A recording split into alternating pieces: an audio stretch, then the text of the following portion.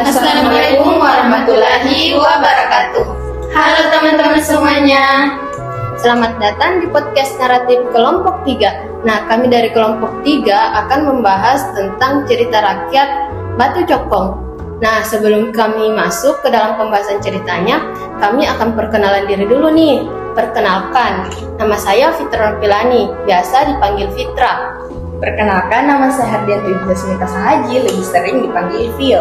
Perkenalkan, nama saya Nur Hikmah Hidayah, biasa dipanggil Hikmah. Dan perkenalkan, nama saya Siti Rahma Sarfika, biasa dipanggil Vika. Nah, teman-teman, hari ini kita akan mengulik lebih dalam mengenai salah satu cerita rakyat yang beredar di masyarakat Kabupaten Wajo, yaitu Batu Cokong. Kalian tahu gak sih salah satu dari kita, yaitu Nur Hikmah Hidayah, berasal dari Kabupaten Wajo. Maka teman kita ini akan menceritakan asal-usul Batu Cokong tersebut. Oke, jadi teman-teman, cerita atau kisah rakyat mengenai Batu Cokong ini itu berasal dari Desa Laliseng, Kecamatan Kera, Kabupaten Wajo di Sulawesi Selatan. Kecamatan Kera ini itu terletak bersebelahan atau tetanggaan dengan kecamatan tempat aku tinggal, yaitu Kecamatan Pitung Panua. Nah, biasanya kalau misal aku dari Wajo terus mau ke Makassar, itu biasanya aku ngelewatin Kecamatan Kera ini, dan bisa dibilang aku ngelewatin jalan ke Desa Laliseng lah. Terus, kamu tahu cerita rakyat ini dari mana sih? Nah, aku tahu cerita rakyat ini itu dari salah satu teman mamaku, namanya Pak Abdul Wahab Dai SS. Nah, beliau ini memang merupakan salah satu tokoh masyarakat yang ada di Kabupaten Wajo. Beliau tahu soal cerita Batu Cokong itu karena beliau katanya waktu berdasarkan ya informasi yang aku tahu yang beliau ceritain ke aku, katanya beliau itu sering keluar masuk desa gitu. Nah, setiap dia masuk ke suatu desa, dia bakalan nanya ke penduduk atau warga yang ada di desa itu mengenai bagaimana kisah-kisah atau cerita-cerita rakyat yang beredar di daerah itu. Kayak misalnya dia bertanya mengenai bagaimana asal-muasal adanya desa itu, kayak bagaimana kenapa desa itu disebut sebagai Desa Laliseng misalnya. Nah, selain itu dia juga cerita apa saja hal-hal yang atau situs-situs lah yang menjadi kepercayaan orang-orang di daerah itu. Kayak apa situs-situs pada zaman dulu yang orang-orang di daerah itu tahu ceritanya atau sejarahnya. Nah, terus Pak Abdul Wahab ini, mungkin kita sebutnya Pak Wahab aja kali ya.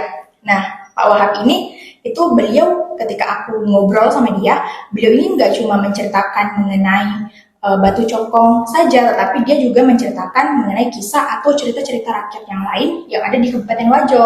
Seperti misalnya Bujung Bidadari, Anglong-Ngelonge, Buto Penekie, Bumparanie. Terus dia juga cerita bagaimana asal-muasal adanya Kecamatan Kera yang tadi aku sebutin kan. Nah, juga beliau juga jelaskan bagaimana asal-muasal adanya Ponori dan masih banyak lagi. Tetapi teman-teman, menurut aku yang paling menarik dari cerita-cerita atau kisah-kisah rakyat yang beliau ceritain ke aku, itu adalah cerita mengenai Batu Cokong. Kok bisa sih cerita itu yang paling menarik menurut kamu? Duh, jadi makin penasaran nih. Iya, ceritain dong. Oke, jadi dulu ada sepasang suami istri yang berprofesi sebagai penjual garam keliling. Nah, sepasang suami istri ini itu terkenal di kalangan penduduk sebagai pasangan yang sangat suka mengeluh. Padahal kan mereka ini jualan garam, di mana garam pada saat itu merupakan bahan pokok yang memang sangat dibutuhkan oleh warga di Desa Laliseng. Berarti bakal laku banget dong ya garamnya ini. Tapi kok mereka ngeluh mulu sih? Nah, betul. Jadi sebenarnya garam yang mereka jual itu selalu laku, terjual habis. Tetapi memang pasangan suami istri inilah yang tidak pernah bersyukur atas rezeki yang mereka dapatkan. Nah, kemudian teman-teman, pada suatu hari ketika matahari lagi terik-teriknya nih, sepasang suami istri ini memutuskan untuk singgah beristirahat di bawah pohon yang rindang. Nah, ketika mereka singgah beristirahat, di situ mereka ngobrol, dan tentu saja dengan nada mengeluhnya, karena mereka ini memang sudah terkenal ya dengan pasangan yang sangat suka mengeluh. Jadi ketika mereka ngobrol, itu mereka tidak pernah terlepas dengan suara yang lesu dan nada yang mengeluh. Nah, percakapan tersebut di antara mereka dimulai dari istrinya. Istrinya bilang gini, "Suamiku, kenapa ya nasib kita seperti ini? Setiap hari kita keliling jualan garam di bawah panasnya matahari, tetapi kenapa kita tidak pernah merasa cukup?"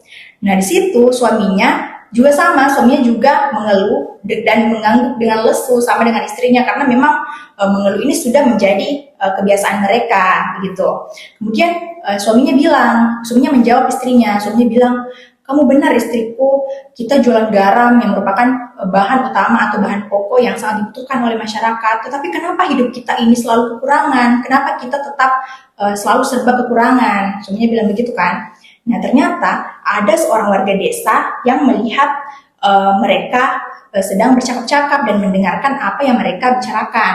Kemudian warga desa ini memutuskan untuk berhenti dan dengan bijak menasihati mereka. Warga desa ini bilang ke mereka, wahai saudara-saudaraku, bersyukurlah atas apa yang telah kalian miliki. Garam yang kalian jual itu adalah garam atau bahan yang sangat berharga bagi kami.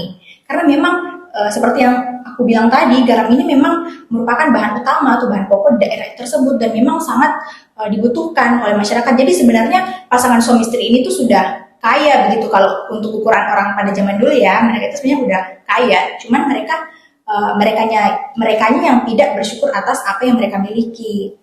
Tapi teman-teman, ternyata ketika warga desa tersebut mengatakan hal itu ke pasangan suami istri ini bukannya tersadar akan apa yang mereka lakukan atau sikap mereka, tapi dia malah marah kemudian membentak warga desa yang tadi mengatakan hal tersebut kepada mereka. Padahal kan niat warga desa ini kan baik. Nah betul, padahal kan memang warga desa ini berniat baik mengatakan hal itu, tapi sepasang suami istri ini tidak menghiraukan apa yang dikatakan oleh warga desa tersebut dan mereka tetap saja mengeluh dan mengeluh.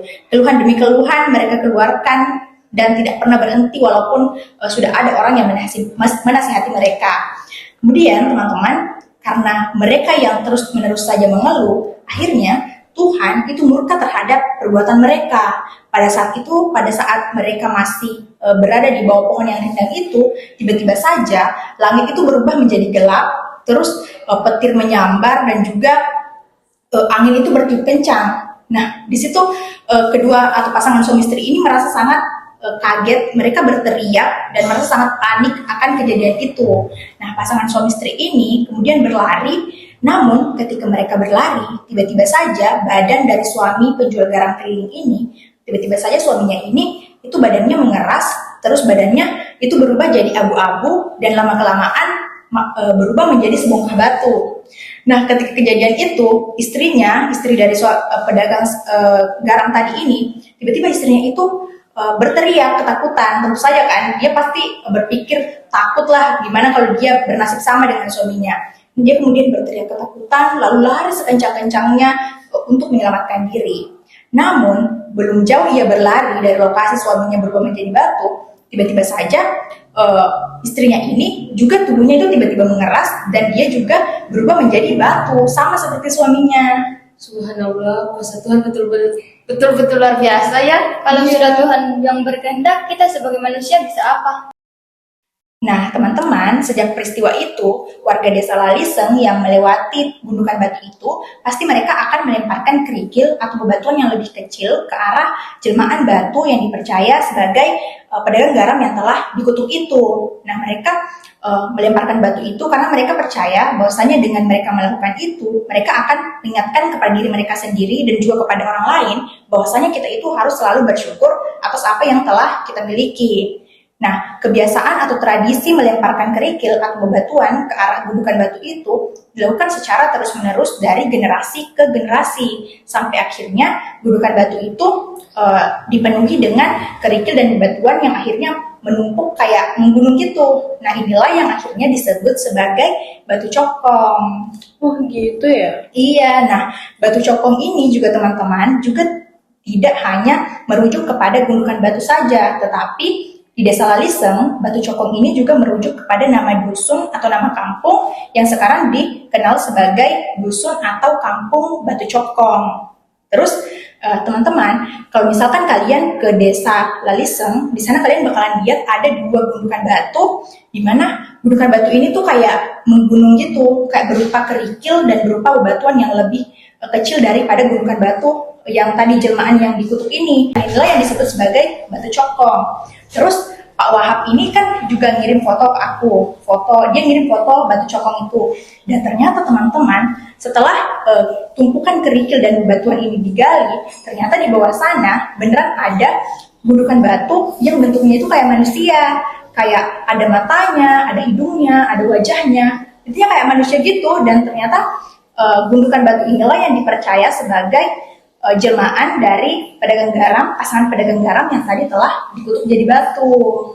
Nah, terus sampai sekarang orang di desa itu masih melempar kerikil gitu kalau lewat di daerah itu. Nah, kalau berdasarkan kesaksian dari Pak Wahab, katanya orang-orang di desa itu sudah tidak melakukan tradisi itu lagi. Jadi mereka sudah tidak melemparkan kerikil atau bebatuan lagi ke arah batu cokong itu.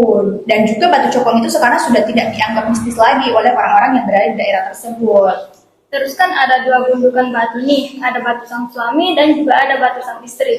Nah, apakah jarak antara kedua batu tersebut berjauhan, dekatan atau gimana? Kalau berdasarkan kesaksian lagi ya dari Pak Wahab, katanya batu tersebut itu kalau dibilang dekatan sih tidak ya, tetapi batu tersebut antara kalau misal kamu nih berdiri di batu pertama, kayak di gundukan batu cokong pertama yang dipercaya sebagai suami pedagang garam itu, nah kamu masih bisa lihat gundukan batu yang kedua atau gundukan batu istrinya. Jadi kalau dibilang dekat tidak, tapi masih bisa dijangkau dengan pandangan mata, masih bisa dijangkau dengan mata. Menurut kalian nih, apa hikmah atau pelajaran yang bisa diambil dalam cerita ini? Aku yang diambil dong. Bukan, maksudnya tuh hikmah yang ada dalam cerita ini, pelajarannya. Okay. Nah, berdasarkan cerita tersebut nih, hikmah yang dapat kita ambil itu, kita itu sebagai manusia harus selalu bersyukur atas apa yang diberikan oleh Tuhan kepada kita. Itu sih kalau menurut aku. Nah, aku juga sependapat sih dengan Novi. Selain itu, kita juga tidak boleh selalu mengeluh atas apa yang terjadi di dalam kehidupan kita. Aku sependapat sih sama kalian.